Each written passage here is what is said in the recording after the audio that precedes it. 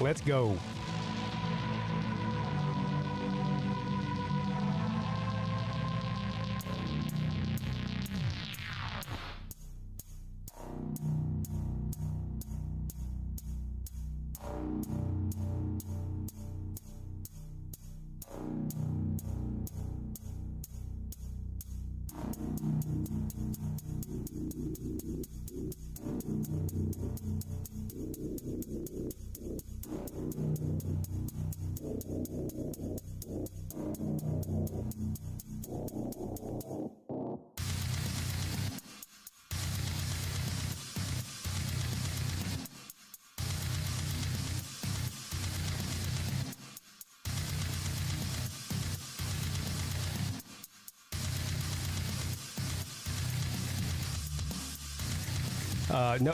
There will be a call-in show on Wednesday night at 10. There's football on Friday night, so there won't be a call-in show as long as there's football on that night. Of course, I'll be streaming the game on Saturday, and then either Sunday or Monday I'll do one of those games. We got 5 straight days of games. I still haven't figured out which one of those. It's really not up to me. I have to schedule around what's going on here. So, but yeah, no call-in show Friday night, but there will be one on Wednesday night at 10.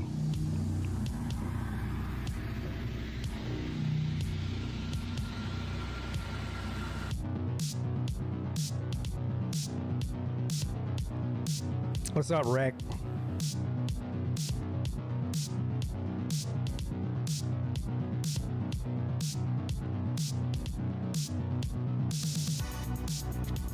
I don't think I've talked to you yet. I did talk to Sea-Dog and gave him my congratulations for your big win. You did the country a favor, so thank you for that. And also, you made the ACC panel look like we knew what we were talking about because we picked Georgia Tech to upset Florida State a few weeks ago. And, of course, everyone told us we were crazy, but who's crazy now?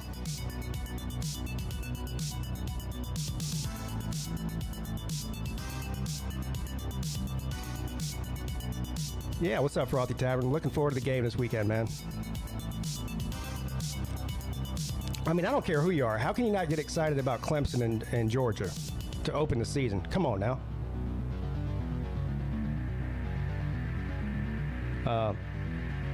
But there's a bunch of other good games this weekend as well. We'll talk about all of those tonight. And we'll talk about all the ACC games and probably a few other ones too, just because they're intriguing.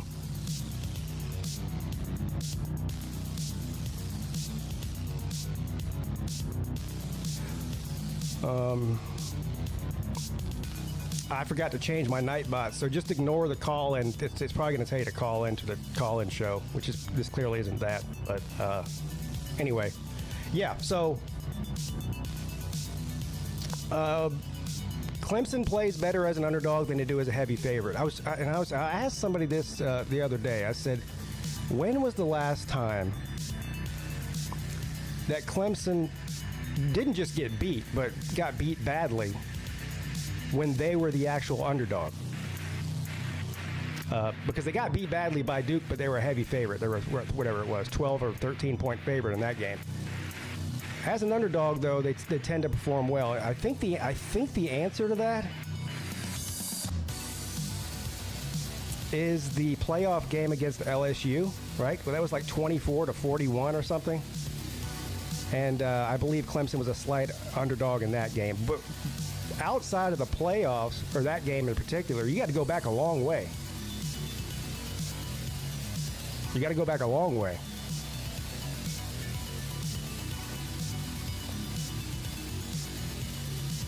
Thank you, Joe. Yeah. I mean, look, my official pick is I picked Georgia to beat Clemson, so I'm not changing that. They're favored for a reason. But they do have a chance. I don't care what anybody else says. They do have a chance. And if they can keep it close into the fourth quarter, then it's anybody's game at that point. But that's a big if. Georgia's a good team. I mean, Clemson has more unknowns right now than Georgia does. So, but on the other hand,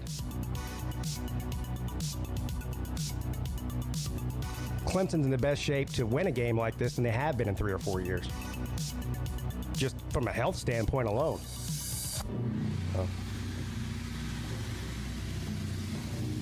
I hope they don't cover the spread because I've got Clemson with the points. so I hope not. All right. Hey. I'm gonna turn this music off. Get this thing. We'll get this thing underway here. Almighty. What is up, Sea Dog? Hey, Pete. What's up, man? You still in the car? You're on your way home or something? Yeah, sorry. I just got done eating dinner with my wife. We're a little bit estranged right now. Uh-oh. Because of the house. Oh, so you're not living together? No, unfortunately. She's staying with her mom with the cats while I'm we're staying at home and working on the house every day. Oh, all right. Not ideal, but I'm like in the final push to get us moved in. So hopefully my goal is in the next 2 weeks to get in there. All right. Well, how far are you from your house? Like 30 minutes. Why do I sound bad? No, you sound fine. I didn't know if you were close or not. I was going to say you can just go inside and, No, I'll hang out and talk. All right.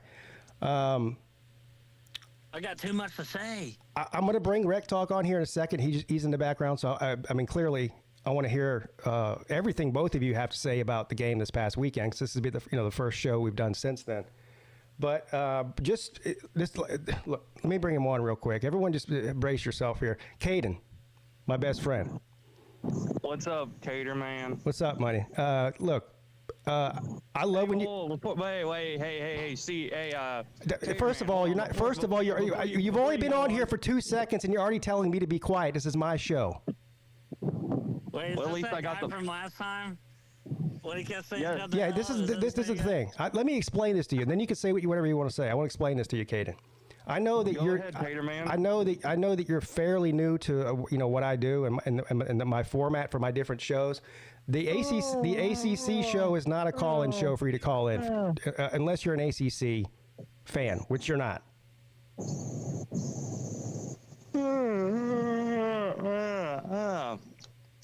Sorry, what was that again, Tater man? All right, talk to you later, buddy. That guy's, he's half retarded. The disrespect. I mean, he comes in and does his. Hey, Caden, call into the call-in show on Wednesday night. That's the perfect opportunity for you to call in and say, the Taters suck and Ohio State's going to go 100-0 and all that. That's the time to do that. Not right now. You're welcome. Oh, all right. Let's bring Rec Talk on. He is an ACC man. Let's get some intellect going in here. I don't know what that was. Yeah, but, well, Jesus Christ, look, dude. this is the hell that I live in, Rec Talk. I have nobody to blame but myself. I chose this life. You know what I mean? Yeah, you're going to get, hell, I had someone call in and shit their britches right live on my call-in show. Really? Florida State fan. Yeah, I didn't know he was giving his game prediction, but he was right. Shit their britches all game, didn't they? Yeah. Well, it's unfortunate for a lot of reasons. I've been out of the loop for the past couple of weeks for obvious reasons. Most of you know what it is, but I'm not going to get into that. But anyways. Yeah, man, I'm glad you're back, man. I hope you and your family are doing all right. Yeah, I mean, I'm hanging in there. That's all I can tell you. But I appreciate it. But anyway, because of that, we missed a couple of ACC shows, and we never got to do previews for, Clemson, Georgia Tech, a bunch of, like four teams, I think. But luckily, we did get Florida State in there, and so, we did pick Georgia Tech to beat Florida State just a few weeks ago. My man. Yes, and the panel has spoken. And I was waiting really. What me and Sea Dog had planned to do was to do Clemson and Georgia Tech last, obviously because it's our two teams. So we were going to do them last, and I had been hinting for several weeks that you guys were going to be extremely surprised about my prognosis or how I thought Georgia Tech was going to do this year. So I can tell you now. Now it's pretty obvious, I think. But I have, I don't know if you'll take this as a slight or not, but I have Georgia Tech going 8-4 in the regular season. Now, wow. I don't know what your predictions were. If you think that's not enough or too much. Wait, repeat that so I can. I had Georgia Tech going 8-4. That's You're higher crazy. than 90% of the fan base. Then. Yeah. Oh, really? We both had us going 7-5. Okay, well that's kind of the range I was at. 7-5, 8-4. More wins than last year. Is basically what I'm getting at here. Yeah. Yeah, the only reason that's surprising is the schedule's pretty brutal going out the down stretch. But that's what I was. Who knows? Well, and I don't. I was also very worried about the defense, but they appear to have done a complete 180. I think a lot of that honestly had to do with Florida State. We'll get into it, but yeah, that defense has. I was worried about it. I talked about it all offseason.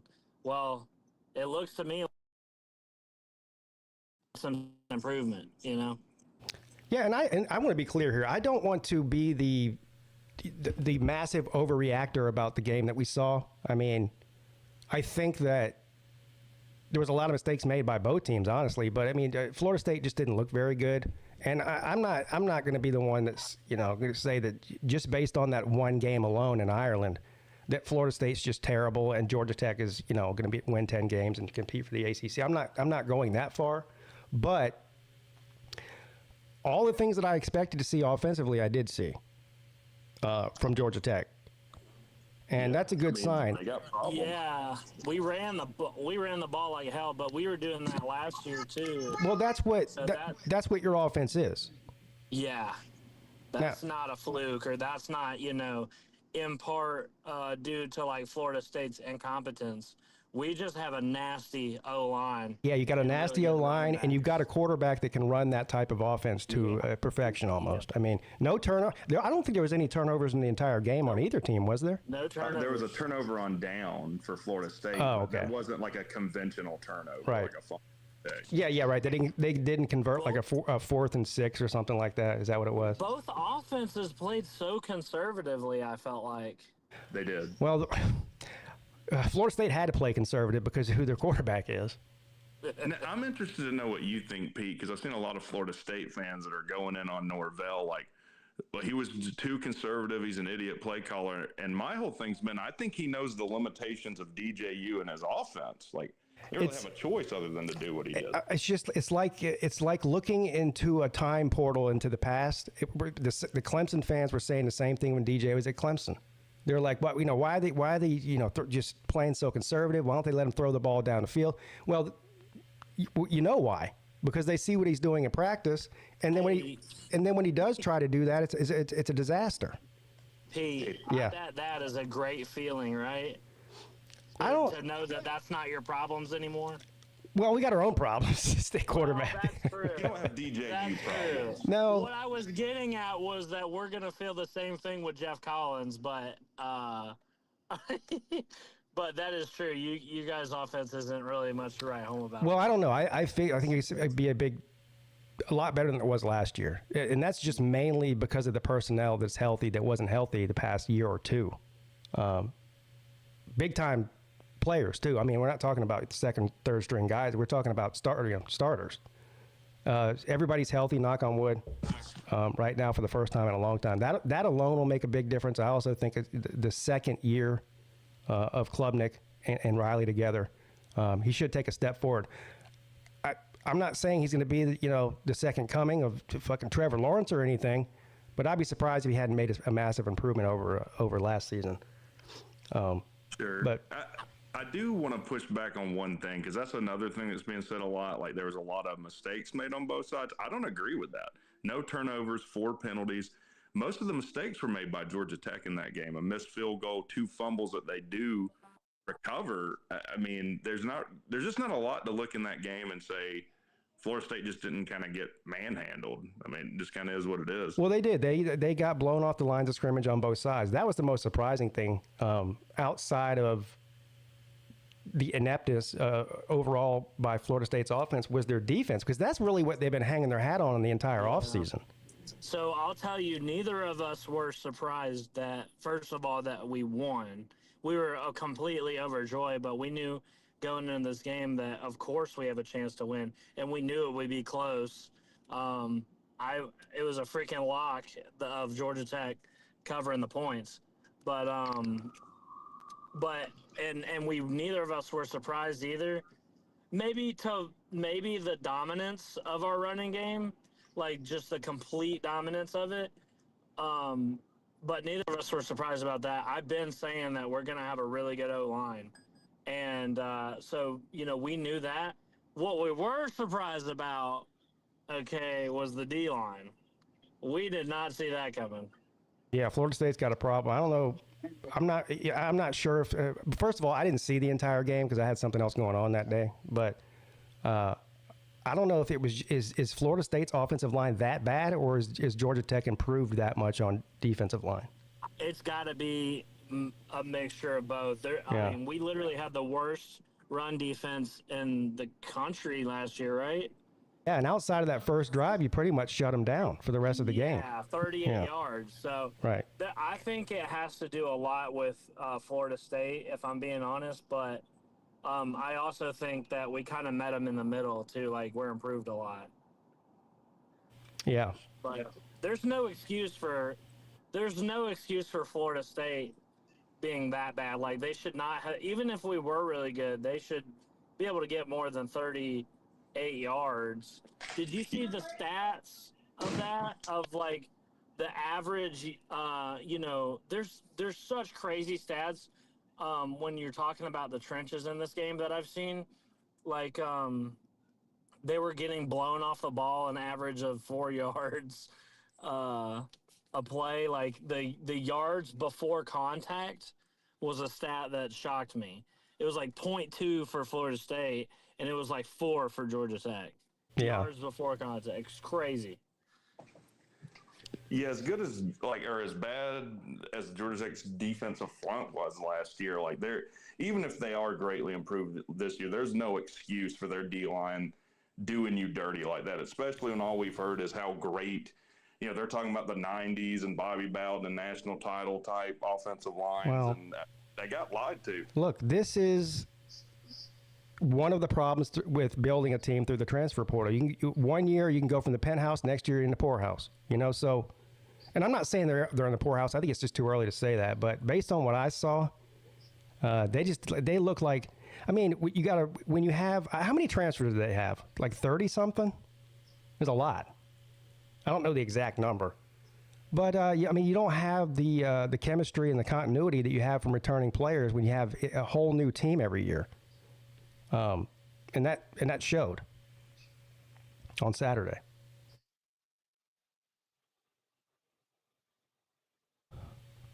I don't know what's going on. Rec, are you still there? I think he might have dropped out. There he is. Is that you? Yeah, that's me. I think there was probably two of me in here. Yeah, like that whole continuity thing and what they lost last year. I mean, people tried to tell them that the whole offseason. Now, you're just a hater. You don't understand this, that, and the other. It's like, well, I mean, look, these like general rules of football are general rules for a reason. You know what cracked me up, too, speaking of the continuity thing, is how they were talking about, these guys are pissed about what happened last year, about how, they got blown out and everybody's talking about them. Nobody's pissed about last year because none of them were on the team last year. No, I mean, a few of them were, but, I mean... Well, you know what I mean. I'm being hyperbolic, but, like, no, they're not freaking mad from last year. Well, if they were, it didn't make a damn, did it? A lot of them weren't there. Well, I mean, unless you agree with Paul Feinbaum and they've spent so much time looking back that they're not looking at what's right in front of them.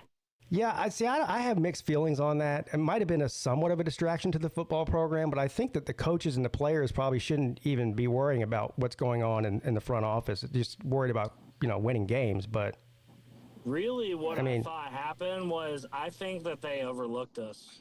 Like, they thought they could roll their helmets out on the field and just beat us because so I'll tell you, they were more talented. Let me read. I'm not even talking about just the front office, Pete. I'm talking about what happened at the end of last season. Yeah. I'll get into what you just said, C-Dog, here in a second. Let me read this super chat real quick. Thank you, Bama Mike. He says, welcome back, Pete. Congratulations on the W, C-Dog, and Rec Talk. So there you go. Thank you. Yeah, thank you for supporting the show, too.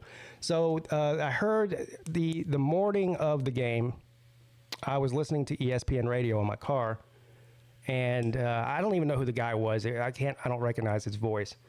But he was talking about, they were previewing the game and making their picks. And he said he was picking Florida State. And the reason he was picking Florida State is because Jeff Collins was being so militant about their stay there, that it was a business trip and they weren't going to have any fun, after they weren't staying an extra day in Ireland after the game was over. Like they were there for business, play the game, get on the plane, come home. And that doesn't sound like Jeff Collins. I mean, not Jeff Collins, Brent Key. I'm sorry. Yeah, Jeff Collins would have had him going down the water slide. Yeah, you know what I meant. But it turns out the opposite was true. I think Florida State was scheduled to stay an extra day and sightsee and stuff there. And they were there more for the trip than they were for the football game. Yeah. So. Dude, Brent Key is all business. And, I feel like a lot of the extracurricular stuff affected our team last year mentally.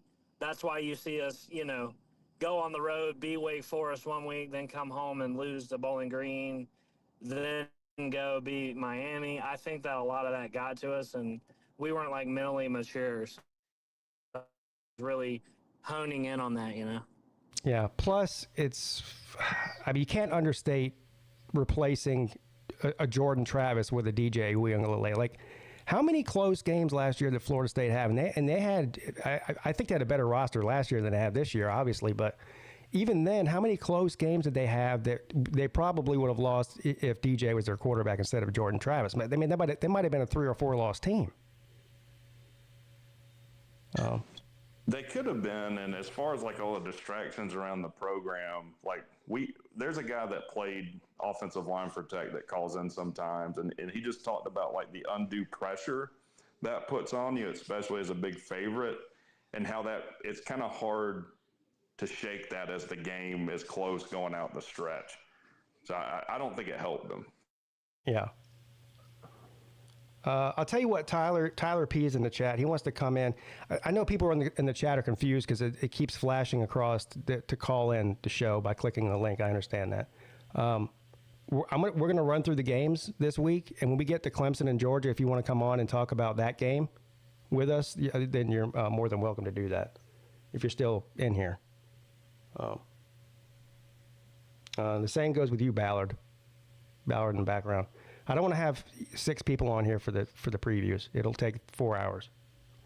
But also, thank you for the super chat. Clemson going to keep it close. May win. I'm worried. Well, you are in the minority of the Georgia fans that I've talked to, sir. Really, I mean, most of what I hear is it's going to be, 3 to 4 touchdowns, 40 points. I honestly keep going back and forth on that game. Clemson's going to neuter them. Clemson's going to neuter the freaking leg hoppers. Well, you have to say that by law, C-Dog. I say it by choice. I do think it works in Clemson's favor here, being the underdog. It wouldn't surprise me if this game's close at all, especially, look, week 1 games are tough. Little old Clemson, right? Yeah. And I am. That's carrying a whole lot of weight. 2024, the poor little old Clemson. Yeah. Well, Dabo will use that anytime he can. So. Oh, right. Hey, listen, they're pulling up old crap. It was floating around Twitter today. Apparently, a former Miami quarterback ran into Graham Mertz at a club in Miami, and apparently said something to him about Miami being crappy last year, and the whole thing was caught on video, and apparently Ja'Cory Harris sent it to everybody on the Miami team right now. One of the big things in this game that we don't know yet is the status of ETN because Kirby won't tell us, and I've asked probably a dozen different Georgia fans, that might know something, and they all tell me something different. Some of them say, yeah, he's definitely playing. Some of them say, no, he's definitely not. There's a university policy that if you get arrested for drunk driving, even if the charges get reduced, that you're out. So I have no idea. And when they asked Kurt, they were dropped. well, he pled down. He pled down. So he What I read said it was dropped. Okay, I got it. he pled down to just a regular misdemeanor traffic violation. That's what it was. Reckless driving. Reckless driving. So look, I don't know, but that makes a big deal because what's the other guy's name? Robinson. He's out with turf toe. He just had surgery on his toe, and I believe there's another one of their running backs who's also out for the game. So if they have their top three, I don't know the order of those other two guys, but I know ETN's probably their top back. If they're missing all three of them, without Brock Bowers and Lad McConkey, I mean, I'm sure there's other good players on that team, but not that are as familiar with Carson Beck and chemistry that they had. So I don't know, but that's a huge story if he doesn't play. He'll play. I think Half their team's arrested. That's funny. I said that too, Rick. I think Kirby Smart saying I'm not telling you if he's playing or not means that he is playing. Yeah, I mean they've already gone back on that policy with other players. For quote unquote university. They're a dirty, degenerate program. They're going to do whatever it takes to win. And the other, and I've seen people jump to the other side of this too. Like, I understand what's going on at UGA, but if you get a speeding ticket for doing 60 and a 55, no, you shouldn't be suspended. And yes, there are cops that will write that ticket. I don't disagree with that, but that's not what happened. And I understand. Yeah. Oh, I mean. See, the people in chat are doing the same thing I hear everywhere else. Some saying he's not, some saying he is. So I just, I don't know. Flip a coin. Yeah. The other theory that's going around is they'll do some kind of bullshit suspension, like we'll suspend him for the first quarter or something like that, or not even suspend him until the second game after Clemson. I've heard that one. So I don't know. Well, I guess we'll all find out together on Saturday. It'll be like a surprise. Yeah. Well, wait a minute. Yeah, you're suspended. You can't play against Vanderbilt. Now, actually, that's a valid question. Like, I know college football teams are basically fixing to start to have to put out injury reports. Are you going to have to put suspended players on that as well? That's a good question. Probably not. I don't know. If I had to guess, I don't know. Just curious. Yeah. All right. So do you guys want to start getting into some of these games coming up? And we'll even include Georgia Tech. When do you play? We play Saturday at 8 against Georgia State. That's right. We play Saturday. Okay. And then Florida State plays again on Monday. That's the one I was thinking of, against Boston College. The only game on, baby. The only game on. Boy, Matt, if they lost that game. Oh, my God. They deserve it, but yeah. It would be the funniest thing. It would be the funniest outcome. Well, Selfishly, I want them to. I'd rather Florida State be good and we beat a good team, right? Yeah, it would be the funniest thing. It would be. There's two lines of thought on the way that game could go.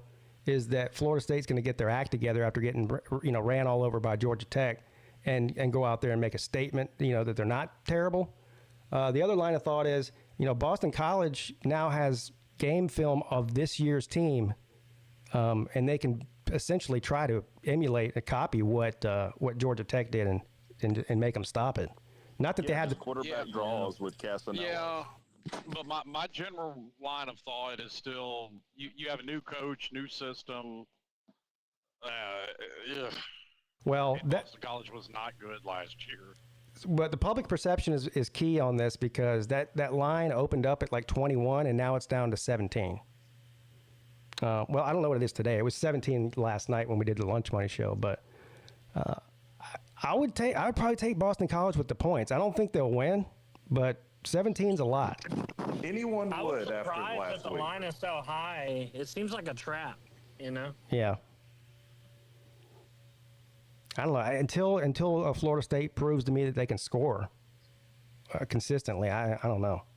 Stop the run. Yeah. All right, so the first game we got here is pretty much a nothing burger. You got Wake Forest hosting North Carolina A&T. 35-point favorite. Better win that game. Yeah, they better.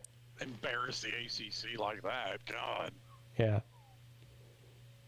There's not really much to talk about with that. There's 3 or 4 really good games, and the rest of them are kind of like NC State and Western Carolina. NC State is favored by 33.5. They'll probably have their backups in there in the third quarter, if I had to guess. Western Carolina's not good. Yeah, their interesting matchup comes next week. Yeah. I'm on DraftKings, so I'm just scrolling down looking for ACC games. Now, this one I actually like. I think this is on Thursday night at 8, right? North Carolina at Minnesota.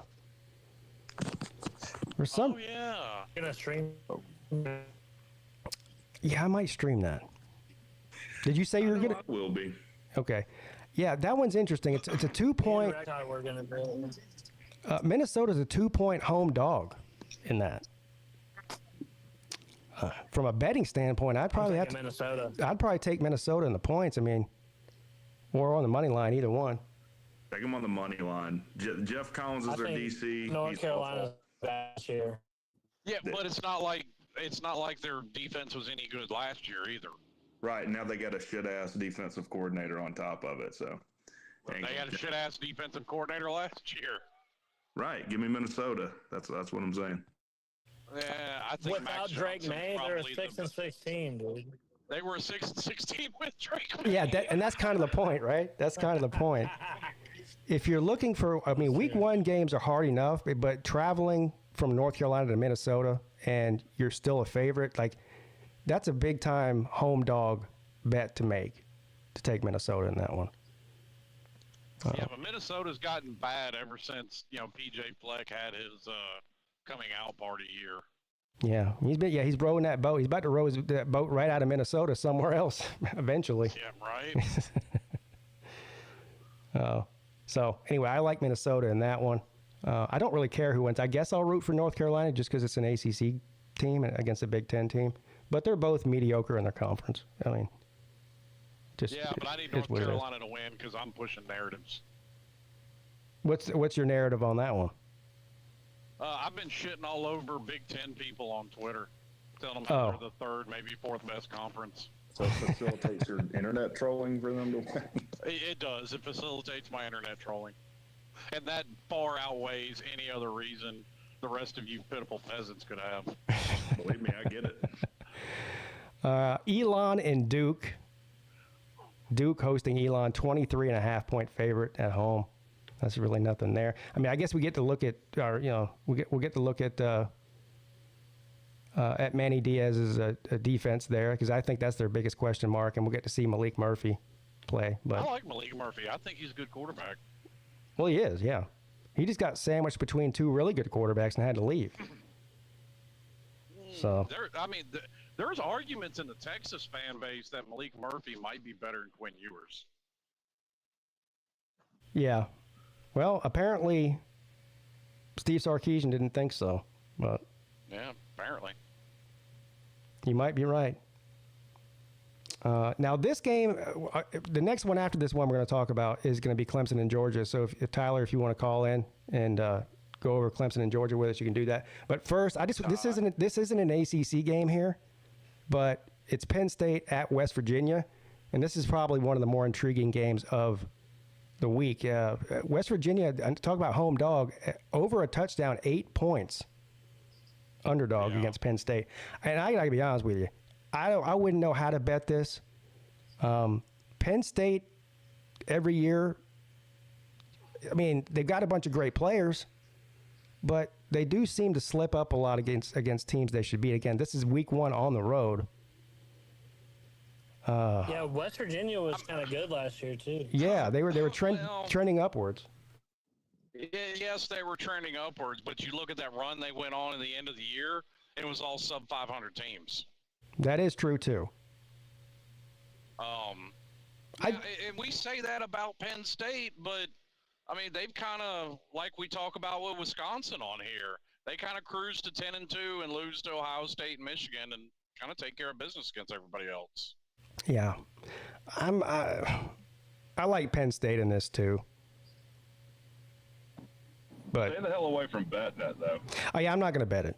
No, I've already got. Yeah, I'm not betting that game. There's 3 games I'm betting. Well, maybe 4. maybe 4, but that's it. I'm betting the Miami game. I'm taking Miami. I'm betting the Stanford game against TCU. I'm taking TCU as a 9-point favorite. I can't even imagine why they're not at least a 2-touchdown favorite in that game. I'm betting Boston College and Florida State. I'm taking Boston College in the points. And I'm probably also going to bet the Notre Dame game against A&M, and I'm taking Notre Dame. That's probably the 4 bets I'm going to make. Well, I don't like the last one. And I the other one. already have a bet on Clemson, or 2 bets actually on Clemson to cover the 13.5. So let's see if Tyler's on here. No, Tyler's not in here yet. I was listening to Uncle Lou, the Munch Money, and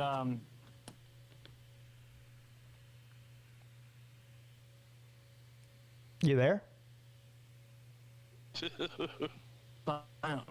You cut out for a second. I can hear you now.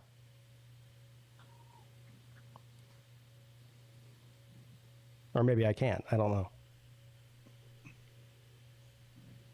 Gotta get off that Boost Mobile Wi-Fi. We'll give him a second to get through that. What was I saying? You were looking 2 for, bets on Clemson. Yeah. Oh, yeah. 2 bets on Clemson to cover the 13.5. Actually, 1 bet I have is it's 13 points, not 13.5. That is with the guy who calls himself Connor Stallions in the comment section. And then I have another bet with 13.5. So I got 2 of them. I honestly, I go back and forth on that game. I don't buy into the narrative that Brock and Ladd are gone, so Georgia's offense is just going to disintegrate. I mean, it's not like there's a bunch of 1- and 2-star receivers there. No, there's not a elite Jeremiah Smith or whoever you want to name, but there's still guys in that wide receiver core. Oh, yeah, I agree with that. Welcome to the show, Tyler. You there? How you doing, PigskinPeete? Long time, man. Yeah, man. Good to hear from you. Good to talk to you. So we're going over the Clemson Georgia game. I've pretty much said all I need to say about it. I mean, obviously I've got Clemson in the points. I picked Georgia to win. I think there's probably, I don't know, if I had to put a percentage on it, maybe about a 15 or 20% chance that Clemson could pull the upset here. How do you see this playing out? Well, I'm a constant worrier for the Dogs here. Dogs dealing with some injury issues. It's every year. This is what happens with Georgia. I think ETN's going to be sat out for this, but don't quote me on it. We're going to be out with Roderick as well. So you're going to see Branson Robinson. Okay, cool. But Cash Jones, I mean, I don't want to be like this guy, but that's a person I really don't want to see on the field. No offense, unless we're up by 30 points. He doesn't have that much in-game experience. He had a couple rushes against Florida State. I mean, cool, but we were up 50 points, you know? So that's my honest opinion. Georgia's offensive line is going to be able to handle Clemson's defensive line. But on the reverse, Georgia's down a couple defensive linemen at their 2 deep. Stackhouse will be playing, not worried about that. Warren Brinson, we'll see about that. McLeod might be out. So you might see some Christian Miller. Jordan Hall looks like he's going to be out. So, I mean, I'm a little bit worried. I think Clemson's going to keep this game close, and into the fourth quarter, you're going to see a 1-possession game. That's kind of where I am too. I mean, a lot of that really depends on, you know, what version of Cade Klubnik we're going to see. Are we going to see the Cade Klubnik from the last couple of games of last season? Or are we going to see the turnover machine that he was for the first 8 games?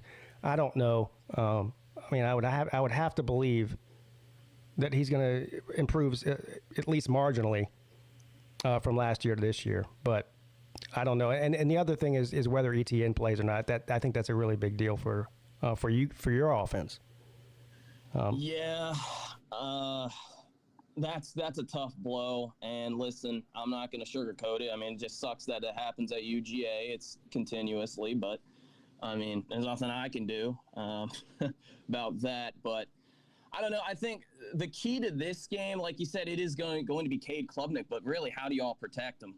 I know I'm kind of crapping on Georgia's defensive line. He's still got a lot of talent there.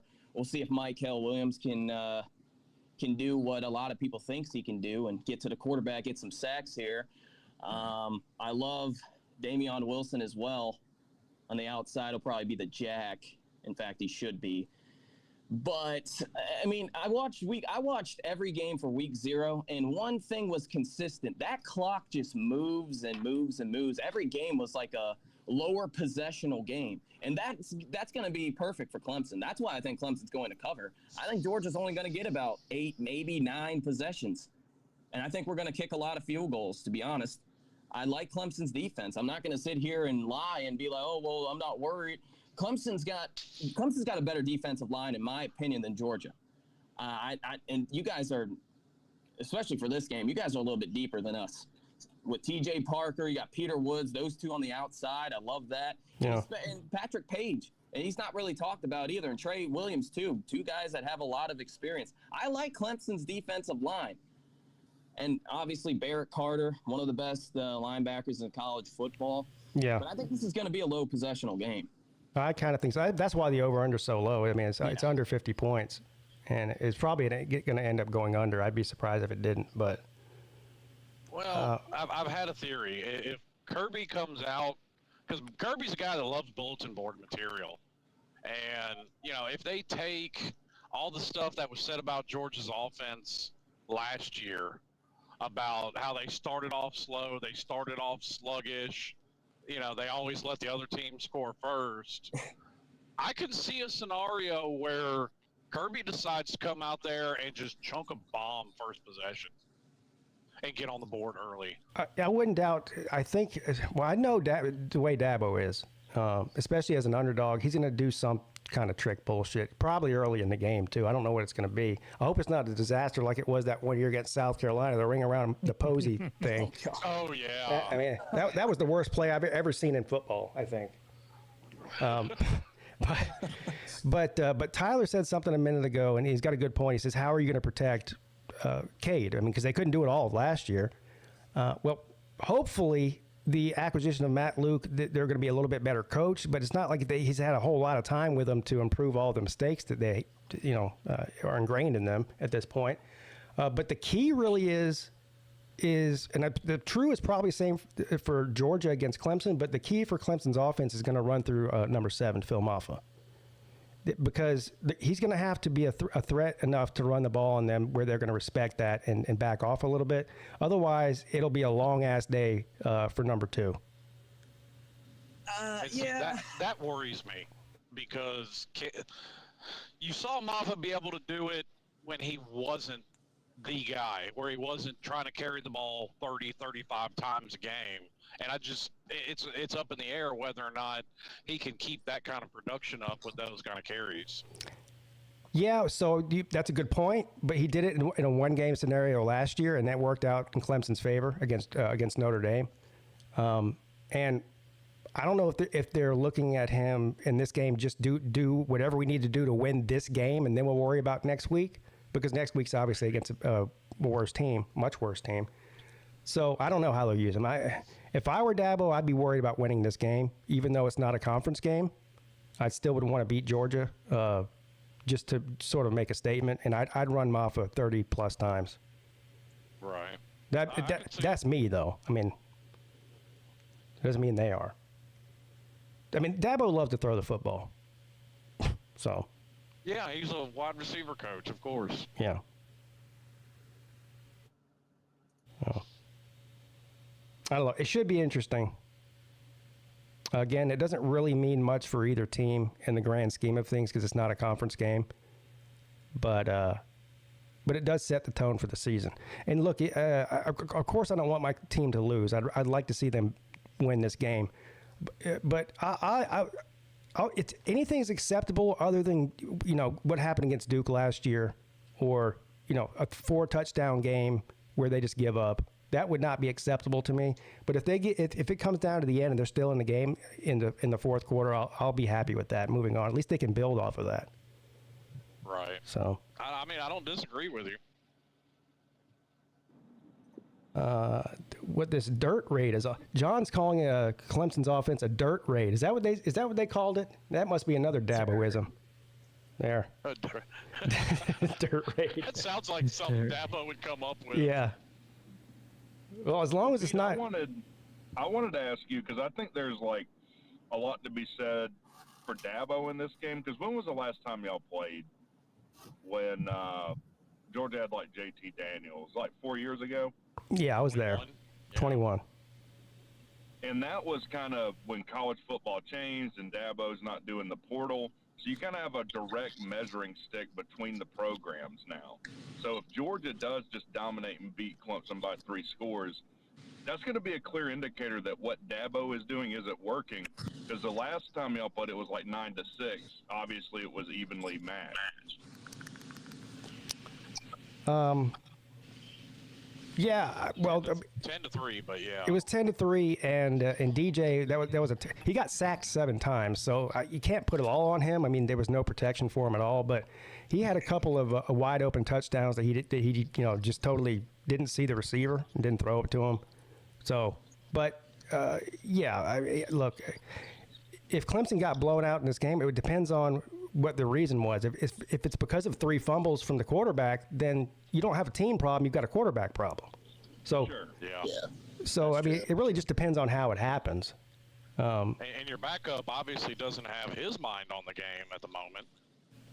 Yeah. Well, I don't know how good they are compared to him. But the only thing I know is based on what I saw in the spring game, and Trent Pierman, who's the 3rd string quarterback, was sort of the highlight of this spring game, and but he's 3rd on the depth chart. So I don't know.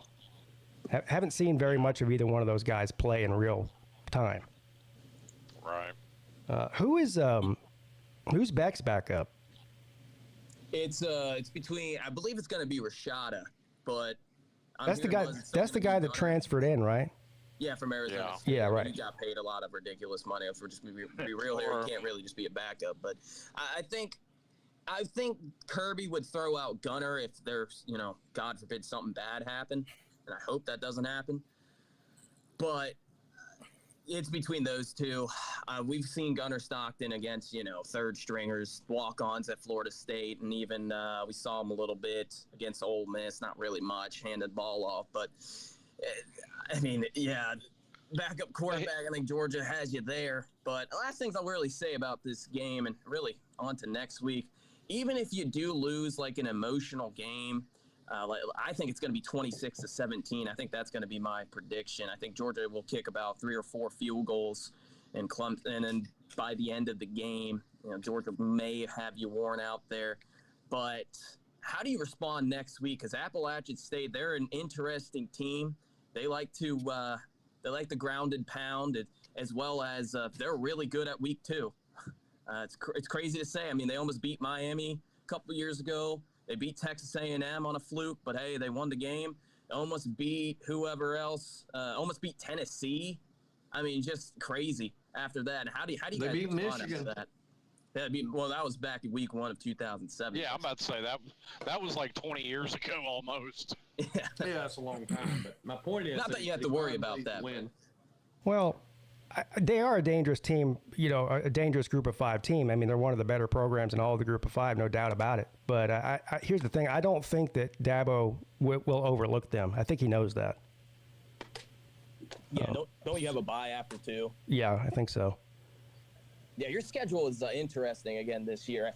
But it does play favor for you, because if you're able to get over these little humps after Florida State, and we all can laugh at Florida State for losing to Georgia Tech, but, I mean, who knows how they respond Monday. To be honest with you, I don't think they're that good of a team, but hey, we saw that already. Maybe Georgia Tech's really, really good, but anyway, after that hump, I think it's really in your favor if you can get over, what would you be, 4-1, even if you do lose Florida State, you'd be 4-2. If you can get past that, you can finish the year 10-2 and still be in the ACC title. That's all that really matters. Their schedule plays out somewhat favorable because they got to play Florida State on the road. They got to play Virginia Tech on the road. But their other 2 main games, their toughest games, are NC State and Louisville. They get both of those in Clemson. So, yeah, the App State game actually, even whether Clemson beats Georgia or not, is still an important game. They can't lose that one. That could be devastating. Right. If they did that. But I know you have the Irish. It looks like I'm actually going to go against that. I actually like Texas A&M. I think the Aggies front seven's going to surprise some people with how they push around Notre Dame. Notre Dame's got like 3 or 4 new starters on that O line, but we'll see. But I'm very excited for this Clemson game, man. I hope we win. But I really think this is going to be a good game, and I think taking Clemson in the 13.5 is going to reward a lot of people. Well, hopefully it rewards me because I got $75 on it. So. Well, so do I. I mean, I have more than that on it. But so Slim said that our backup's not ready. Our backup is Pierman. He's ready. Trust me. He said he may say he's third, but he's going to be the guy. Well, Hey, listen. That man's got his mind on everything but football. Okay. Pierman? I'm just telling you. Yes. Yeah. If you've seen the picture, Pete's seen the pictures. Okay. Yes. That mind's got his mind on anything but a football. He's apparently dating one of the Cavender twins. No, that's Carson Beck. Oh no. Yeah, that's Carson. He spent all summer with Sydney Sweeney. Oh yeah, Sydney Sweeney. That's right. Yeah, Yeah, that man ain't got his mind on a football. Well, now you bring that up. Beck might have his mind somewhere else for this game if you're going to use that card. Hey, Mario's playing 4D chess. He's playing the long game. Hey, don't talk bad about my friends over there. I'm actually friends with them, believe it or not. Oh, really? Yeah. That's cool. So I've been to a couple of their games. He's in low places, ain't he? He got you as a friend. Yeah. Yeah, well, you went right down to the dumpster, didn't you? Damn. No, but look, Pete, you're right about you're calling it right down the middle, but because it could be a really good game for us. I think we could win. The problem is how Cade plays, right? How the line plays, how Cade plays. So we'll see in the first quarter. We'll know, and it'll be clear soon enough. Make you happy, Pete. We're going to be in trouble. Here's why I wonder here's why the spread worries me. I think Clemson can keep it in the spread. If Cade goes rogue, though, I don't know. Well, that won't be good. Luckily, this year, this is the first year with the helmet microphone or whatever, the speakers. So hopefully he'll have, I don't know if it's Dabo or Garrett Riley in his ear saying, "Don't fuck this up." He did the last time. No, listen. During the play, are they going to scream, "No"? Yeah, exactly.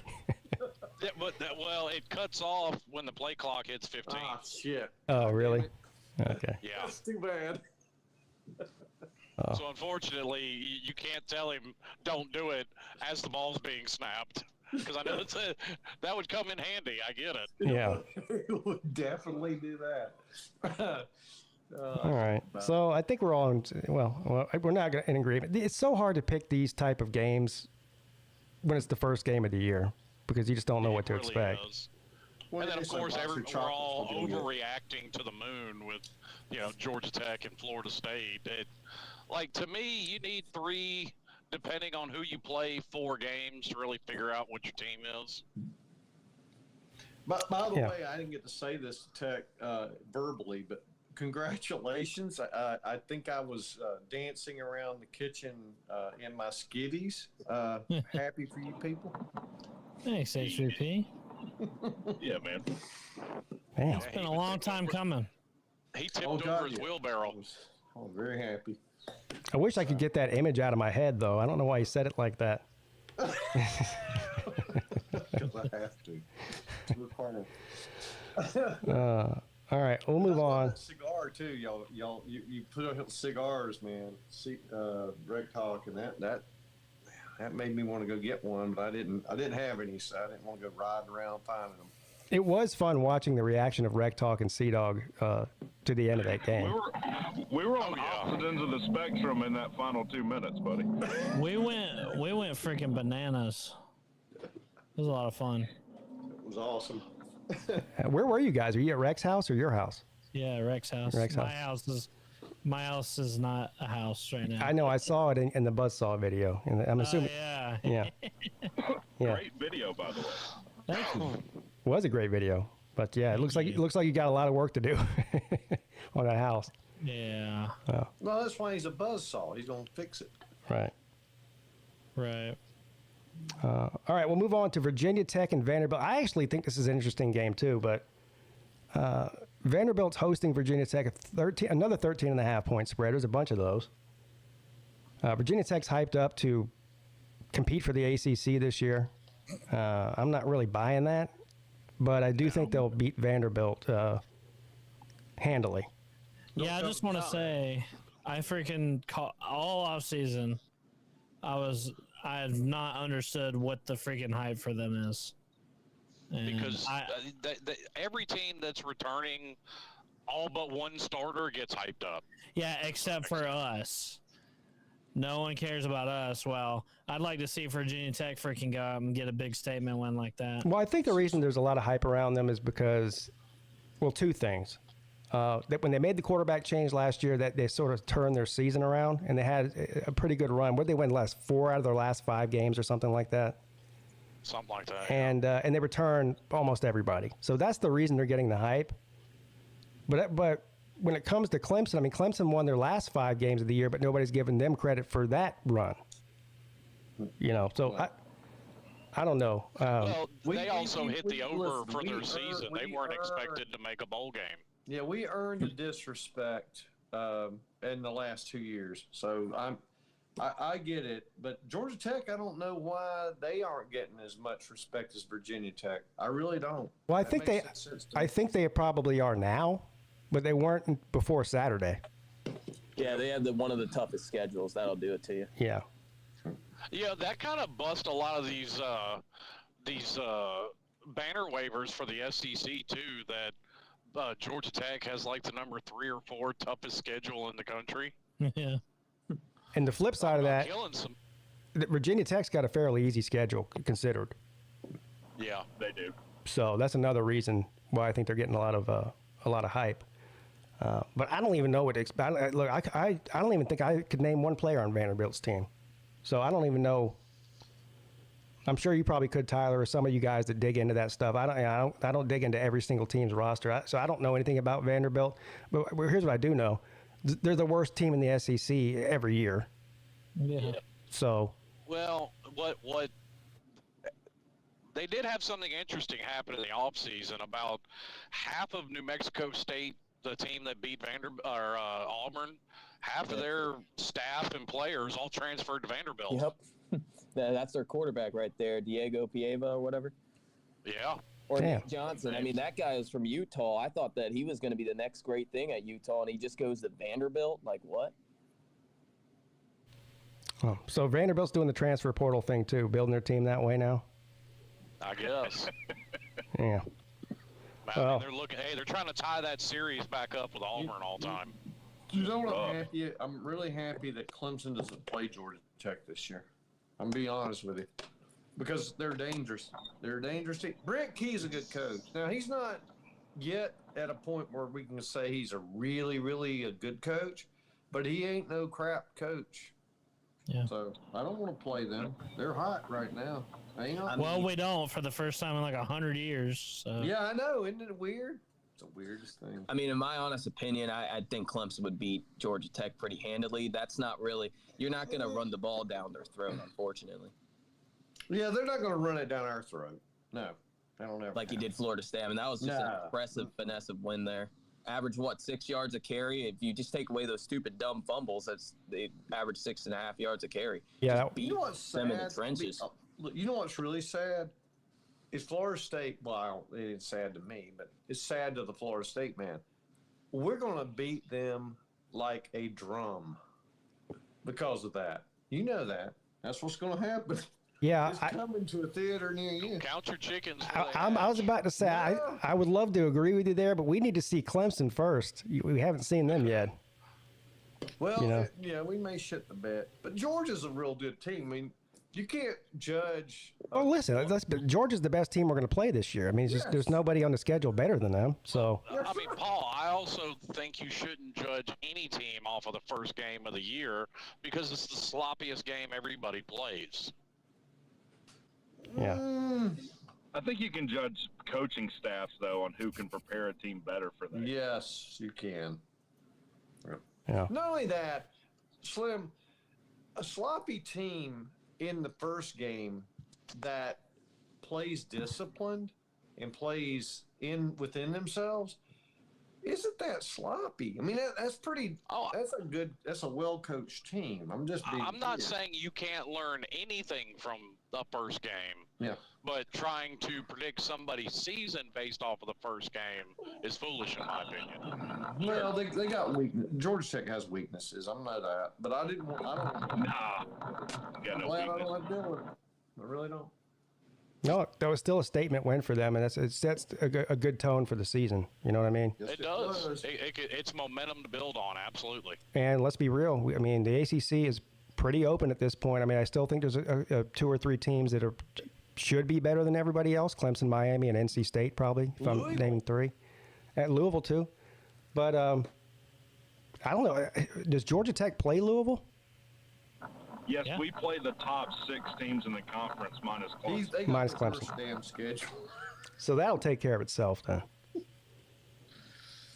I feel bad because they got a great team. I mean, they got a good team, but they don't have I say great. I mean, they don't have a crappy, Wake Forest or Syracuse. Georgia Tech's got a really good team. Hey, But you say that a lot of people have Syracuse as a dark horse. Yeah. No. Stop. First year I'm head just coach, saying. ever. The guy's never coached a game in his life. But Yeah, they're excited about. They're excited about if he does something there, it's going to take more than 1 or 2 years. I do think Kyle McCord is better than a lot of the hate that he gets. I mean, honestly, you just look at the way he played, look at the numbers. He's a top 5 quarterback at Ohio State in the last 20 years. Yeah, I agree with you. I thought they gave him more hell than he deserved. Yeah. But, there's a big difference when you throw in a Marvin Harrison and whoever the hell Syracuse has. There is. I mean, there is. They went transfer portal heavy, though. Right. Which you kind of had to. Yeah, they definitely had to. So we think Virginia Tech's going to win a cover, right?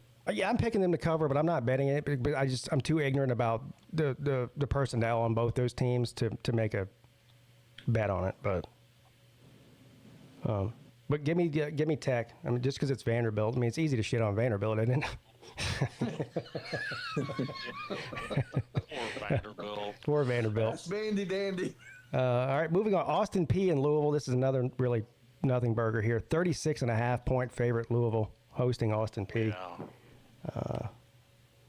Somebody a minute ago said, who is NC State playing? They're playing Western Carolina, I think. We already talked about that.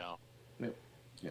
We don't need to care about Austin Peay. I love Austin Peay as a school, but I don't think it's going to win any game. Now, here we get to what could potentially be the most exciting game in the ACC this week, outside of Clemson and Georgia. Miami and Florida. I know Slim has been waiting on this. Oh, I've been waiting on this game a while. And Vegas is essentially calling this a pick'em because Florida is a 2.5. Well, I guess not. I take that back. Florida's an underdog at home, 2.5 points. This line's moved back and forth, hasn't it?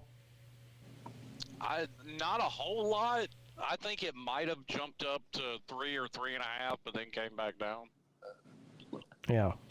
Listen, and I understand why. Listening to Twitter, I mean, these Florida fans are talking 8, 9 wins, 10 if they get lucky. Well, come on. They always listen, Dude, oh my God, dude. if Miami doesn't win this game by 14 plus, I'm going to be Slim. I'm going to have to drive all the way to Knoxville and hit you in the ass with a paddle 16 times. Well, he's not playing. It's not happen. I'm not playing. He's not playing or coaching. And beyond that, you put the fear of God in them down there. well, beyond that, if you drive to Knoxville, you're still a long way away from me, so I'm safe. Oh well, where Wrong end of the state there, buddy. I think that Vegas is giving Florida the benefit of the doubt as far as this being an in-state rivalry game. I think that really has a lot to do with it, and the fact that it's in Gainesville. And I agree with that. Look at the last time they played.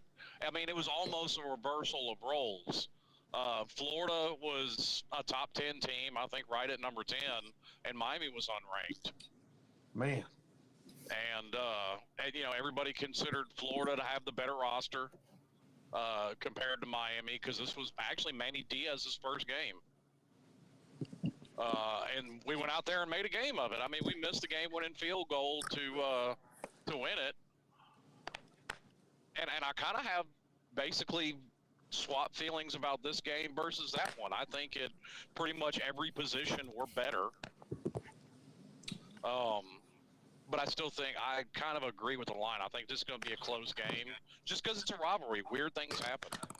Yeah. Yeah, I got to agree with that. I got to take the Canes, though. I'm not trying to hate on Florida. I just don't think they'll be prepared for Miami.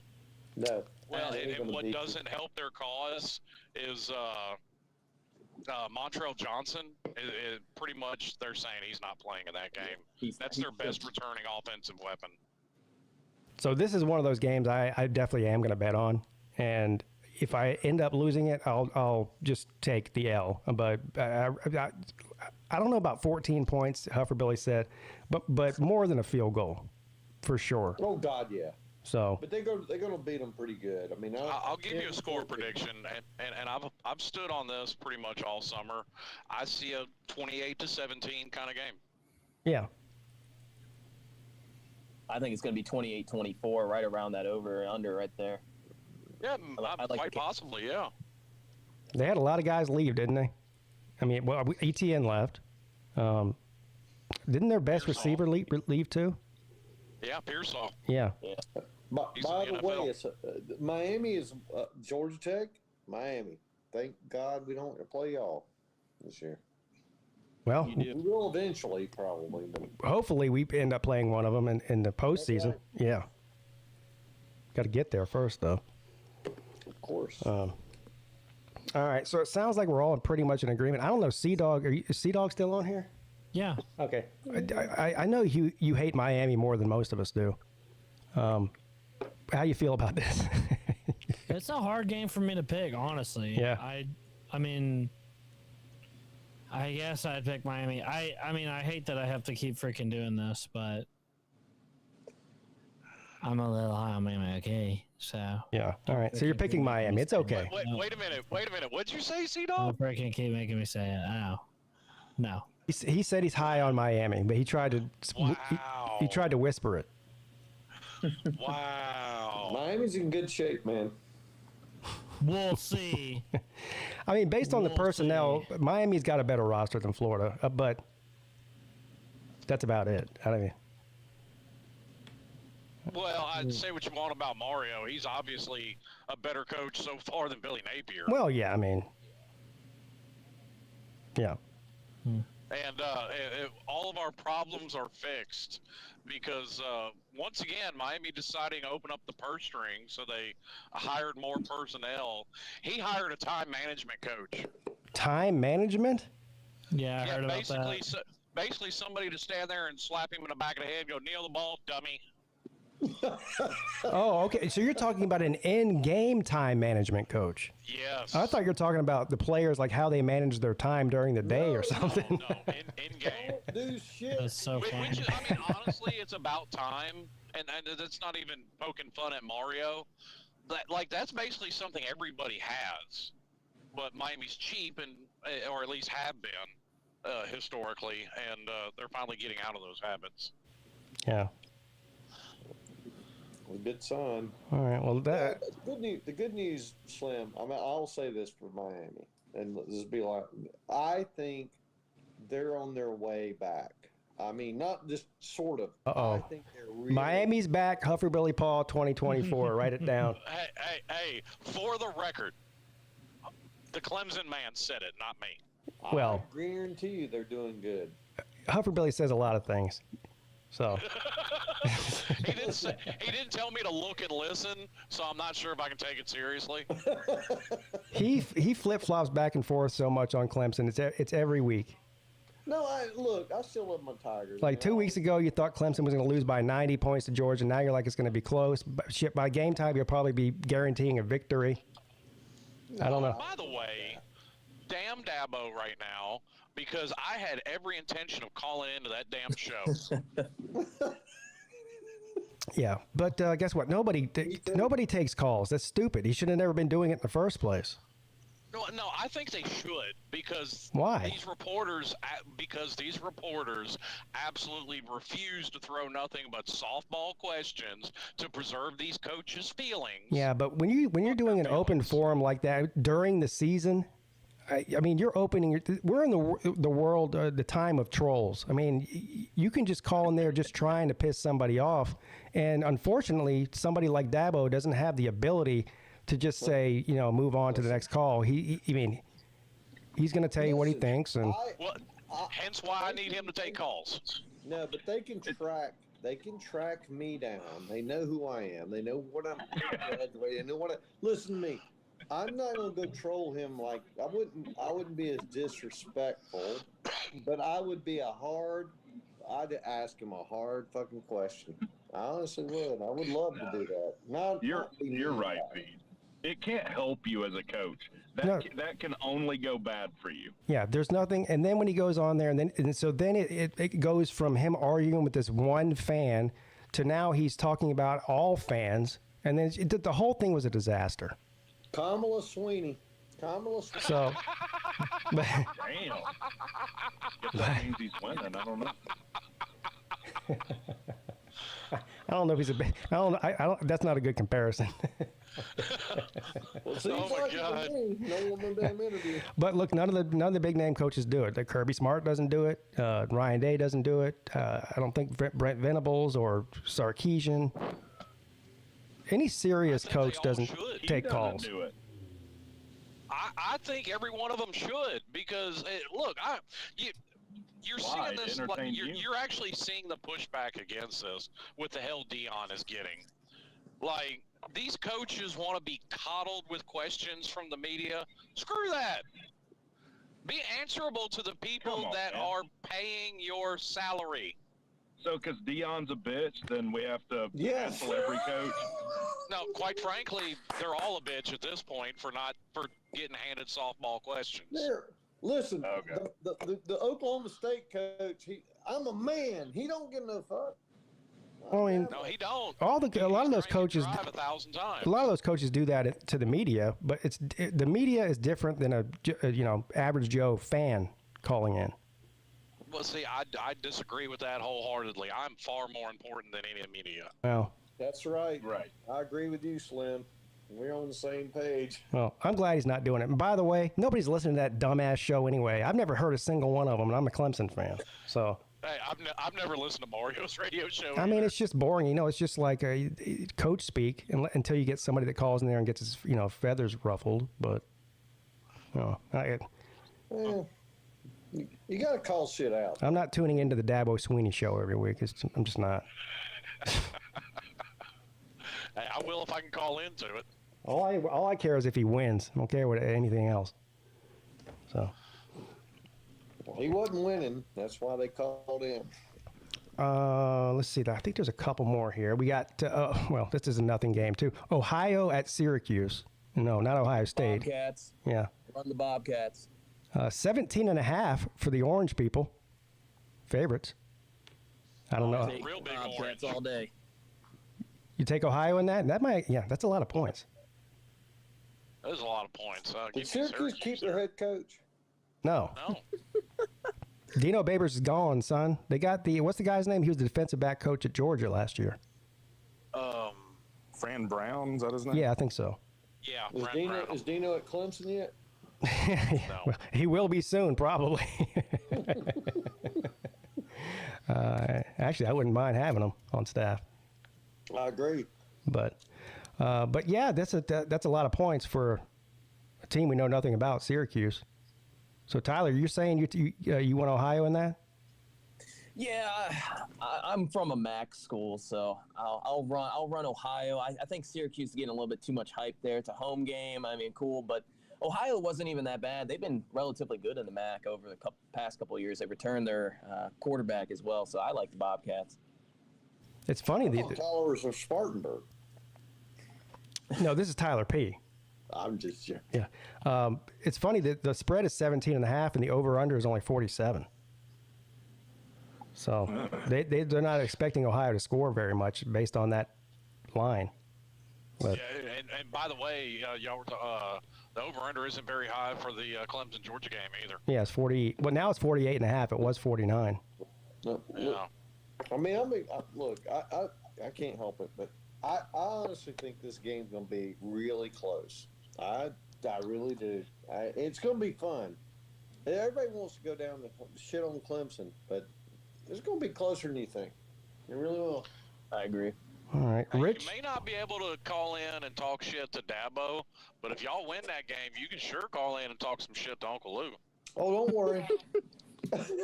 Oh, that'd be a great troll. Yeah. Ask Lou if he's still doing his call-in show. It's coming. Well, one of us is getting shit talked to him, either me or him. Richmond at Virginia. This is another one. 18.5 points for Virginia. I'm not sure about that. You're not sure against Richmond? Dude, They I mean, beat them last year, didn't they? listen. Virginia's shit. Wait a minute. Virginia beat them last year. You're not sure about that one, but you are sure about Syracuse over Ohio? No, I didn't say I was. Make it make sense, somebody. I didn't say I was sure about Syracuse of Ohio. I said I know they're going to win. I don't know if they're covered. Somebody take Grandpa's phone away. Or whatever. Well, Or my bad, his iPad. this is one I won't touch. I think Virginia will win this, but I don't know by how much. It won't be that much, which is sad. Virginia should be better than they are. Virginia's terrible, man. Whatever. Well, I expect them to have a better record than they did last year because, I mean, they were in most of their games. Like, it wasn't just running down the list full of blowouts. They did beat North Carolina. They did. Yeah, they did. That freshman quarterback was up and down, but he's back. And didn't he set a record for Virginia last year for passing yards or something like that? As a Wouldn't freshman? surprise me. I think he did. That's not very, very impressive, though, honestly. Well, Virginia lost to an FCS team last year. I think it was Richmond, wasn't it? Didn't they lose to Richmond? Or was it another FCS team? I forget. They definitely lost to one. I know they opened up the season against Old Dominion and beat them because a lot of people were picking an upset there because didn't they lose to Old Dominion the year before or something? No, it was Virginia Tech that lost. Oh, yeah, Virginia Tech. That's who I'm thinking about. Sorry. Yeah, everyone's darling.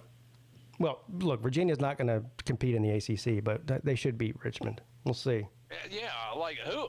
I really haven't seen the hype for Virginia Tech to actually contend in the ACC. Like most of what I've seen is, they'll probably play spoiler to somebody. Oh, I've seen people project them in the championship game, and I think it's mostly based on their schedule. Yeah, the schedule's ridiculous.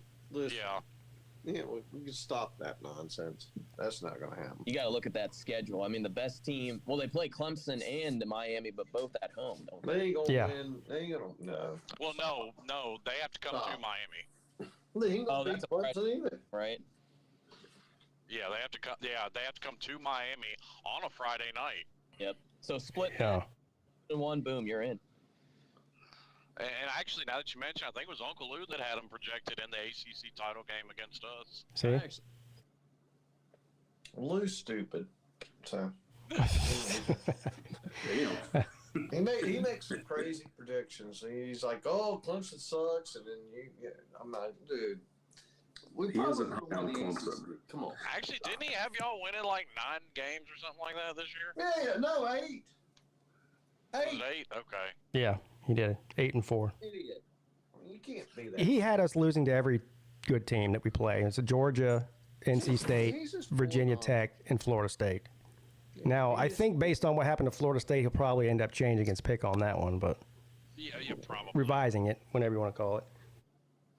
Oh, We're gonna have to get serious here. Wait, I don't think Clemson's perfect, and I've never said that. And the same thing with any other team. I mean, except I think Georgia's close. I mean, I really do. I mean, I'm not trying to butter them up or nothing, but I think Georgia's close. But that being said, why would you think that Clemson isn't one of the top echelon teams in the ACC, just like Miami? Why? Because you've gotten steadily worse every year for the last 5 to 6 years. Yeah, but the preseason ACC championship, Vegas Lions, Clemson was still number 2 behind Florida State in that. We're close. So crazy. Yeah, guess what? Vegas is fixing their lines on that right about now, too. Yeah, and Clemson will probably be the favorite. Yeah, they're going to be No. number 1 right now. It should have been Clemson and Miami, in my opinion, for the top 2. That was my projection. Those are the 2. I knew that. That was my pick for it as well, to be perfectly honest. Yeah. But there's 3 or 4 teams. NC State, I think, is going to have a good team. NC State's good. But they got to come to Clemson. That really helps. I'd rather, play that game in Clemson, obviously, than in Raleigh. But Georgia Tech and Georgia State, 21-point favorites after your big victory over Florida State. This you guys should roll in this one, right? This isn't a trap game after your all the emotions. It's a trap game. Huh? It's absolutely a trap game. Oh, is it? I am terrified. I'm mortified of this game. No. He's worried about a Bowling Green from last year happening. No, we are. I mean, look, we've come down from the win over Florida State. Tech's got to prove now that you can win these games that you're supposed to win and not crap the bed. Yeah. So I have to see that happen. Yeah, I understand. You got PTSD, and you should. Yeah, I mean, I still feel very similarly about Miami, so I understand it. And I don't Georgia know. State's got nothing to lose here at all. I like Georgia State in the points, to be honest. Yeah. Yeah, I actually love it. Yeah. What is your betting service having that? Sorry, what was that? Are you talking to me or him? Yeah, you said 17.5? No, it's 21 points. That's okay. Yeah, I'm I'd probably take Georgia State in the points. I just have DraftKings pulled up. I'm sure it's pretty close to that anywhere you look, but that's what it is right now on DraftKings. 21 is a lot, but Yeah, I think Georgia Tech will definitely win the game, but I'm with Rec. I would go with Georgia State in the points. That is a lot of points. Shout out. Honestly, I could see us blowing it. I would just stay away. I could see us blowing them out. I could also see us losing. I mean, I would rather be playing any other team, Group of 5 team, than Georgia State. Dude, and he's not lying. He refuses to go to this game. He's so scared of it. oh, you're not going to go? No, I'm not going, dude. I'm not. I'll be there. Not after what happened last year. Oh, come on. That was some of your best content when you're sitting on the bench outside of the stadium, looked like you're about to cry. It was awesome. I wanted to die. I know. Listen to me. Rec Talk, we're going to have to get you, not Rec Talk, Sea Dog, we're going to have to get you off the crying game. Okay, we got to get you in No, don't, Paul. No, Yeah. no, there. don't listen to him. Somebody take away Grandpa's phone. Yeah. Jesus. He's going to have to go into the game and No. enjoy the moment. No, we want to see him lose his shit. That's the whole point. Exactly. No. Get in there. This is why Paul doesn't have a YouTube. This is exactly why. When he is sitting on the bench outside of the stadium, ready to fling himself into traffic, is some of the greatest YouTube videos on the internet. God. Not really. If I'm here, I can have more of a meltdown. I'll take it either way. I don't really care as long as you melt down. Well, it's not going to freaking happen, okay? The key thing I is mean, just leaving your team. Leaving your team. It is funnier to watch you melt down in public, though, than it is at home. Oh, yeah. Well, I kind of toned it down. I mean, I was in public. I didn't want to, cause a scene. Yeah. But Oh, we want you to cause the scene. I mean, I don't. I would if I went to the game and we lost. That's why I'm not going. Your poor buddy Rec Talk's gonna be all lonely. I'd be carried out. Maybe I'll come down there and hang out with you, Rec Talk. Yeah, you Hell, can we're all come on down. We can't even There you be go. a part of it. But I will say this, like in all seriousness about the game, like obviously I think Tech wins. I do think there's going to be moments in this game where they struggle and look a little off. Yeah. Who do you play after I that? mean, my brain tells me that we should win. Play Syracuse Like, afterward. I could see them struggling early, and then like Brent Key choke slamming somebody, and then they snap out of it, get their shit together. Well, hell, he assaulted our DC after the Bowling Green loss, like legitimately. Yeah, that's why I said he would choke slam somebody. Wasn't harsh enough, if you ask me. Yeah, we were egging him on, like, no, like actually punch him. I probably won't bet the game, but I'm expecting, based on what you just told me, that Georgia Tech's going to start out the year 3-0. Yeah, Because what, we got VMI that's and what we Syracuse? should. And then VMI, and then we have a FCS team after Syracuse. So So 4-0. should be. And then Louisville. There's no excuse really not to be, unless Syracuse is some kind of great team. But I don't If know. you start out 4-0, there's really no reason you shouldn't make it to at least 7 wins. Agreed. Right, and also be ranked. Yeah. Yeah, but then you got to struggle. to Slim keep lost your his coach. bet last year, didn't he? Oh yeah, he did. He did. Yeah, Sir. I did too. The only one I've ever made. I don't bet, Hey. but I took that one. but Georgia Tech won me some money because I parlayed Georgia Tech, and I got them at 13, the under, and I parlayed SMU on the money line. Nice. Nice. Boy, SMU about broke your heart, didn't they? They tried, bastards. All right, I so really expected They better. were like a huge favorite too. the final game of week 1 is our favorite team, Florida State, hosting Boston College. 15.5 points. God, wouldn't it be great if They the better College win. won? I wish Listen, you want to talk about trolling opportunities? Please, God, Bill O'Brien, prove these Alabama fans wrong and show them you know what you're doing Yep, and beat Florida State. 1,000%. I need this. I say I need it. I mean, it's going to suck for me later on because it probably means Florida State's bad. But, Yeah. they're already in meltdown. They'll go nuclear if they lose to Boston College. That'd be incredible. It'd be the funniest thing that could happen. Well, there any chance of a playoff or even probably an ACC championship is out of the question if they lose that game. Their season's effectively over for real if they lose that game. Yeah, their season really is over. Yeah. The only negative is Noel squad. I'm gonna have to send down a rubber room, a mobile rubber room, and put him in it because I think he might be suicidal. I don't know. I don't think they're going to lose the game. But this line, I wish I would have taken this line when it was at 17.5 on, yesterday. Now, it's gone from 21 to where it started a few weeks ago. Now it's down to 15.5. By kickoff, it might be 10. If it keeps going that way. Take BC. Seems like a trap that has started out that high. Yeah. Listen, all trolling aside, as fun as the possible trolling possibilities would be, I could honestly see a scenario where Florida State comes out here and just lays it on them because they are pissed off over that Georgia Tech loss. Yeah.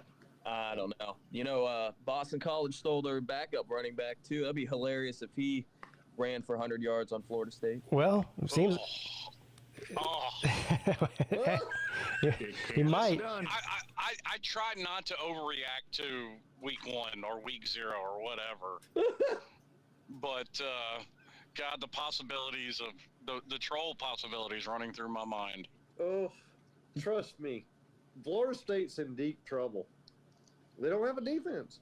They have no defense. They're Yeah. screwed. I don't know. Who did the Boston College bring in there for quarterback? I know O'Brien brought in a transfer. No, they still have Solanas. Okay. Yeah, they still, Listen, He had like I'm going to say this. passing Go yards. ahead, I'm sorry. Listen and look, Slim. So he's a dual threat type. Oh yeah, he's gonna love Cool. to run the ball down that week. Oh, or He's more athletic Uh-oh. than King.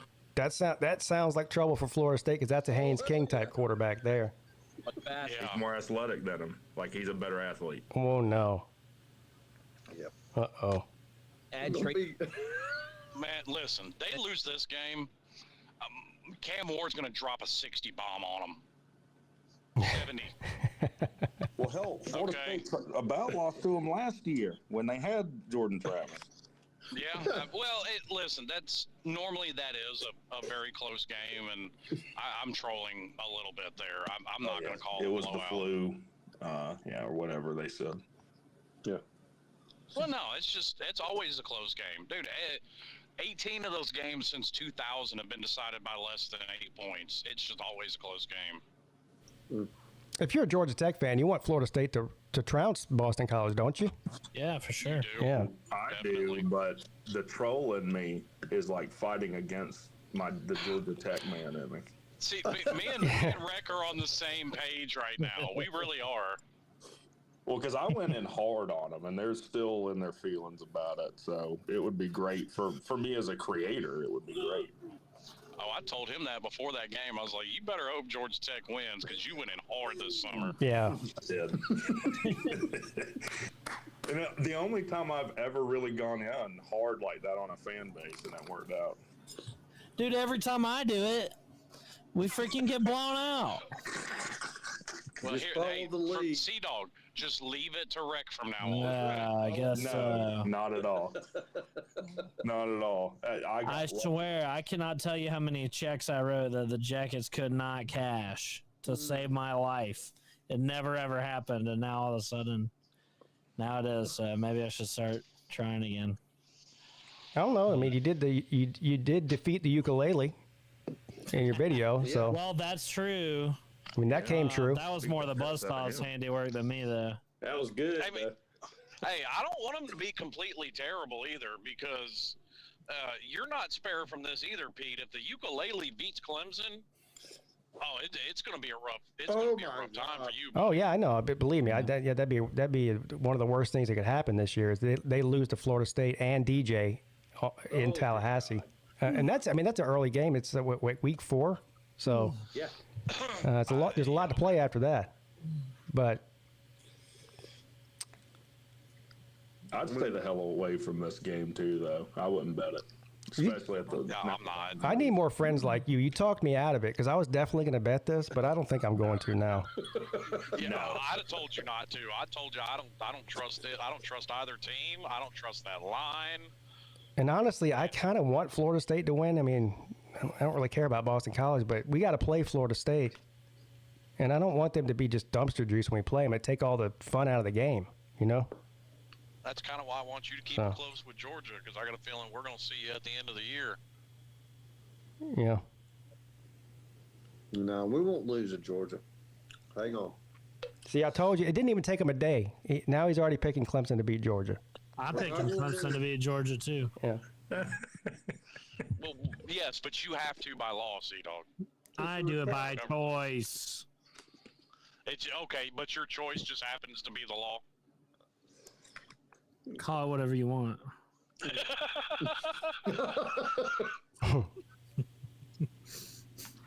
I think I'm being at least reasonable. That's the funny thing too, is I made the video, the preview about Clemson and Georgia today, and I said clearly in the video probably 3 or 4 times that I'm picking Georgia to win the game. It's still, you got people in there, he's got to know anything about football. Obviously, Clemson has 0 chance, 0. It's like, what? Listen, we're not. Everybody's got a favorite. Look, we're not South Carolina, okay? I mean, exactly. No, I wouldn't pick South Carolina to beat damn grandmother. they're only a 21-point favorite at home against Old Dominion. God, ain't that sad? That'd be a meltdown. That might be one of the funniest things I've ever seen. If they lose to them at home to open the season, shit. Dude. Well, listen, I like to pick on South Carolina too because Rooster's fun to pick on. But I mean, what are the chances of them having 13 offensive linemen with season-ending injuries again this year? Like that would devastate any football team. Sure. No, they should beat Old Dominion, but it would be funny if they didn't. I mean, they should cover the 21 points. I'm surprised it's that low. Slim, how many injuries? They had 13 season-ending injuries on the O-line. Jesus. Well, hey, Pete, I got to go. Appreciate you having me on, man. All right. See you later, Rec. Adios. Hi, Rick, It's very disturbing to have 13. Now, It is. Conditioning for you. I mean, that's why I was high as I was on Spencer Rattler last year. I'm like, this dude is quite literally running for his life, and he still managed to look pretty good. Yeah, he wasn't the problem. There's no doubt about that. No, it wasn't Spencer's problem. No. Now we'll see what this new guy looks like. I can't remember his name. I just keep calling him Goggles. Yeah, Sellers. He's extremely athletic. But all right, Pete, I'm gonna head off here. Thanks for having me on. Be good, man. All right. 12-hour shift tomorrow. All right, Tyler. See you on Saturday. Yes, sir. All right, man. Don't call in. Well, that is the end of the games. I guess we can just go ahead and call this one a win. Look, Don't man, roll the ball, so I y'all, just live in y'all know that the top 4 teams are 5, but 4 really. North Carolina State, Miami, Clemson, and Virginia Tech. And in Louisville, you kept saying Louisville too. Well, Louisville's 5, but Yeah. they're kind of. They're not going to keep going the way they're going. I think I'm Louisville's just- going to be worse this year than they were last year. Yes, they will. Yes. Virginia Tech's on the way up. Louisville's on the way down. Well, on the way down, they had a good season last year, but before that, they were down. Yep. They don't So- have the horsepower coming in. That's Yeah. the problem. But we'll see. But I love it. I love this. I love the. Here's the thing. At least in the ACC, it's interesting. In the SEC, it's like, well, Georgia, Alabama, LSU. I mean, there's just no. Maybe Tennessee. I don't know. I think the SEC is going to be extremely exciting. They've got a lot of. With the new teams in there, Texas and Oklahoma. And I think the SEC is exciting this year, but I think without doubt, the most boring conference to watch this year is going to be the Big Ten. You think so? Okay, you've replaced Michigan with Oregon, so that conference is down to Oregon, Ohio State. It is what it is. So you're not. So Penn State's out. You're just assuming they're out. Were they ever in it? I mean, they're always in the conversation, at least for half of the season. Who? Penn State. Nah. No. Oh, Once again, they were never really in the conversation. Yeah. They cruise to 10 wins. They lose to Michigan and Ohio State. and then they go away. Pat them on their little head, and they go away. Damn. I don't know. Hate it for you, Happy Valley. Hell, Kansas has a better chance than they do. Damn. No, stop it. Damn. Hey, yeah, it's definitely time to end the show on that. I can't. Hey, yeah, Damn. we're going way off the rails here now. Yep. All right, lady. All right. Thanks for calling in, Paul. Love you, man. All right, love you too, man. All right, Slim. Appreciate you coming on and helping us out as usual. Yeah, buddy, it was fun. All right, talk to you later. Yes, sir. All right, Sea-Dog, we did it. Yeah, man. It's good to be back. It is good to be back. Football's back. Right now, between the two of us, we have 0 losses. I hope we can say the same next Tuesday. Oh, me too. You have no idea. Yeah. Oh, I know. Yeah, I know. You have no idea. You'd have to get out that Clemson hat and dust it off for Saturday's game, aren't you? If you still have it. So, if the unthinkable were to happen and Georgia were to lose and Georgia Tech were to win in the same day, that would be called the Golden Game Day. Golden Game Day. Golden Game Day. You might need to get that date tattooed on your arm or something. Yeah. The last time that happened was in 2017. Damn. So you're due then, is what you're saying. Yeah, I'd say so. Yeah. I'd say so. Oh. I think Georgia Tech will take care of business for sure, but I'm not so sure about Clemson. We'll see. We'll see.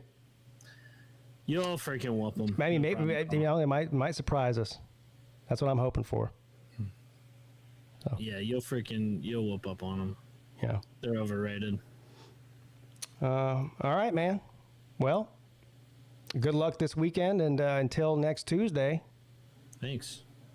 I'll see you then. All right, man. All right, later. Later. All right, everybody. Thank you all for tuning in to this episode of the ACC show. Obviously, we'll have a lot more games to talk about. We'll rehash this weekend's games next week, and we'll obviously go over the next week's slate of games. And it will be fun. I'll be back on tomorrow morning at 11 a.m. for the midday show on my second channel, and then tomorrow night at 10 p.m. for the college football call-in show. That should be a good one. With all the big games coming up this weekend, hopefully we can get some people calling in there and talking their shit. You know what I mean? Anyway, appreciate all of you. I'll see you tomorrow.